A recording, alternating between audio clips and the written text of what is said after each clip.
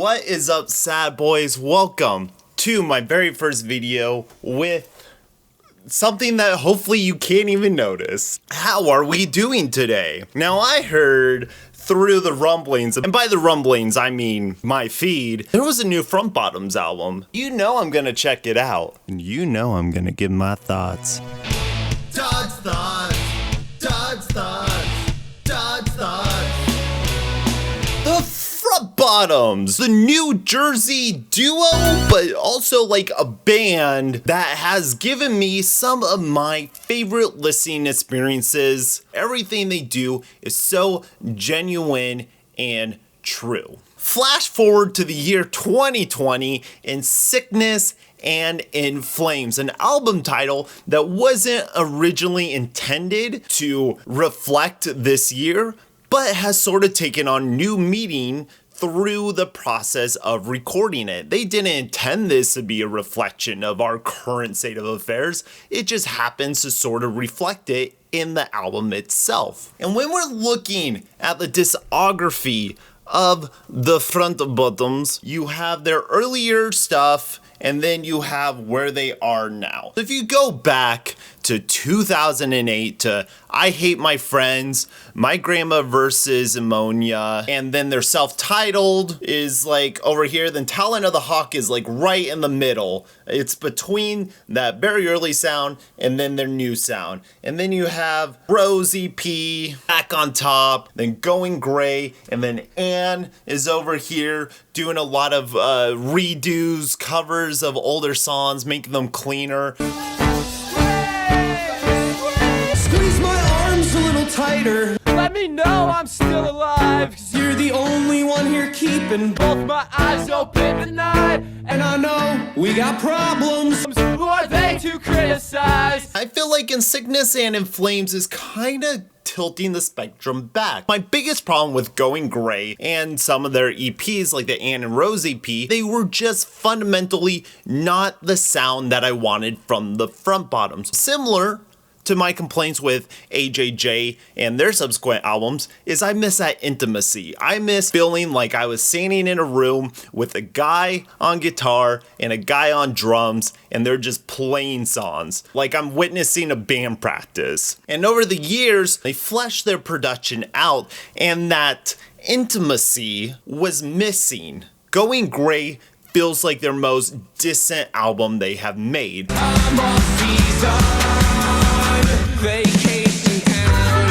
If you have the opportunity to see the Front Bottoms live, they don't do any of the vocal changes or the vocal dynamics, and they don't have the production as noisy, as intense as on the album. It's okay, no one's around. I'm off season, vacation town. A lot of the songs that I like off of Going Gray, I enjoy because I heard them live, like Everyone But You, Vacation Town. I would hear those live, get them stuck in my head, go to listen to them on the CD, and then be vastly disappointed because the production just kills the energy.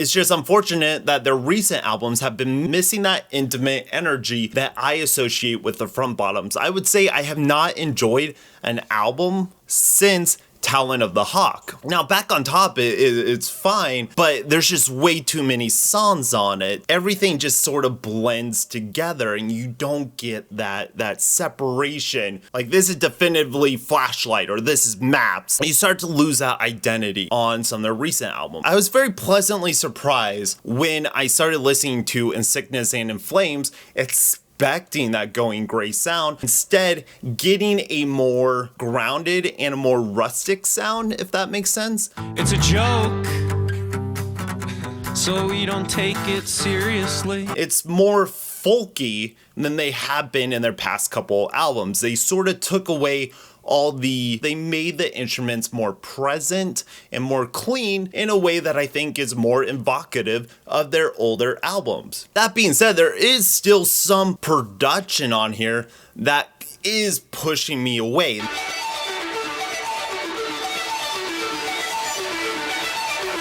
atmospheric keyboards and synthesizers that I don't feel are necessary, and they take away from the melodic pattern that the guitar is making. They're really good at making a dancey, poppy, folky guitar riff that kind of carries the song all the way through with their very like beat forward progression. We all had the same look on our faces. Doesn't it feel like that? And it took 2 years to... They're kind of burying it under the full band. Or it could be something on the production side. It's hard to really nail down where this distance is coming from. I give them props for experimenting with going gray, seeing what works, and then dialing that back or up for In Sickness and In Flames. One of the most striking qualities that pulls me into an album is when I want to sing along to it on first listen to, in a sense of I want to be a part of the song. I want to sing along with it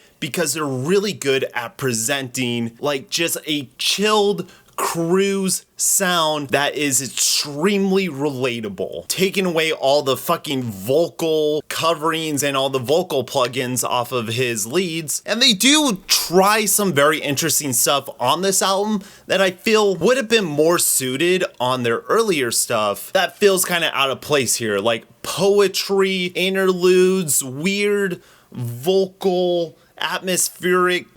I understand why he had to ditch me. He fell in love with someone else.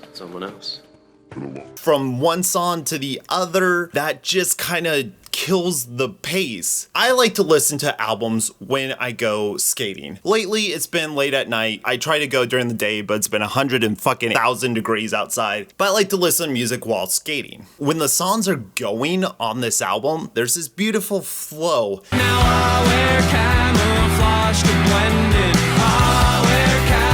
All their songs are very melodic forward in the sense that their drum beats are steady and they have that kind of pulsing through the song, which makes them very dancey and very easy to groove to. But then there's these long stretches of like atmospheric synths and poetry and like dialogue that really kills it. I don't want to skate during those. I don't want to move. It's about the pacing and the rhythm. I want to listen through those parts to hear what they are, but I feel like on subsequent listens to, I just want to jump through them. But that feels like a disservice for what they're trying to do with the album. This album feels more conceptual. Am I fundamentally taking something away from the music if I skip over those? It's like I want to listen to it in the intentions that they had in presentation. At the same time, it kind of kills the mood. And that's my biggest complaint with this album, is just the pure length of it. Every song is either 4 minutes or 5 minutes long,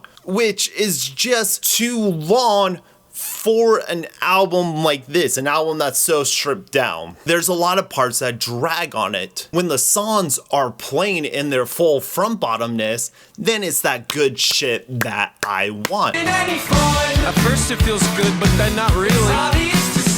It's a process. There's these lines that still hit you that are just like fucking perfection. They do something interesting in Camouflage where they're like integrating Talking Heads lyrics. I don't know where I am. How did I get here? I probably look like a psycho. It feels like in some of the songs they're reincorporating like nods to older songs and older lyrics. It really makes you kind of ponder the greater context and the greater reflection that they're trying to infuse in the album. There's a lot of interesting things to digest, and I feel like you're only gonna pull back more layers depending on how well acquainted you are to the front bottoms. That being said, there's a couple of songs that started where I was like, wait, did I accidentally turn on repeat? Did I accidentally restart the last song that I just hit? They all have that same production. When the songs are hitting, they are hitting so well. But then they do some really weird things.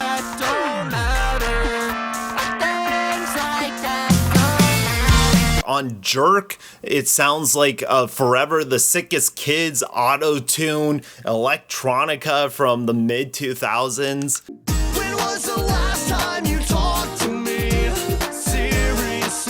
I love the chorus of the jerk, like a jerk, like a jerk, like a jerk. It has a really good, fun, bouncing energy to it. But then we get to this auto-tune and it's like, oh, what is happening? Same with bus beat. That's the way my baby likes it. I do it like that because that's the way my baby likes it. Where it tries to be this hip-hop inspired folk song, and it's just like, I don't know what they're going for. It feels like almost this ironic hip-hop, but they've never really had that influence in their songs before. I appreciate experimentation. Those are the weaker moments. I think the best moments on the album, when they really bring back that old, good, from bottom, let's sing about our feelings. Really like Camouflage, The Hard Way, the chorus to Jerk, Fairbanks, Alaska is a lot of fun. New Song D, there's a lot of good moments on here. They risk outstaying their welcome, and I don't know on subsequent listens to what songs I'm gonna skip over. And I feel like that's true with almost any Front Bottoms album, that the front bottoms are almost best consumed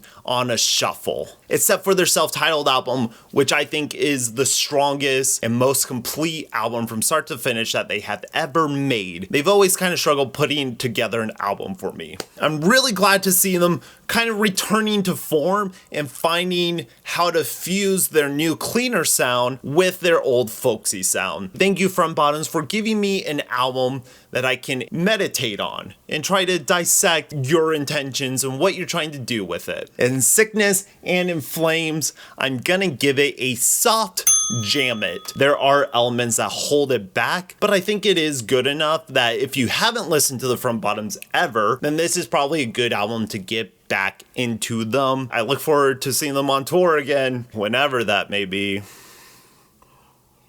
I'm Grayson Todd. Thank you for watching. Please check out my channel for other reviews and more of my thoughts. If there's an album you would like me to cover, please comment below. Stay posy. Listen to some good shit. I'll see you guys on the flip side. Toodles.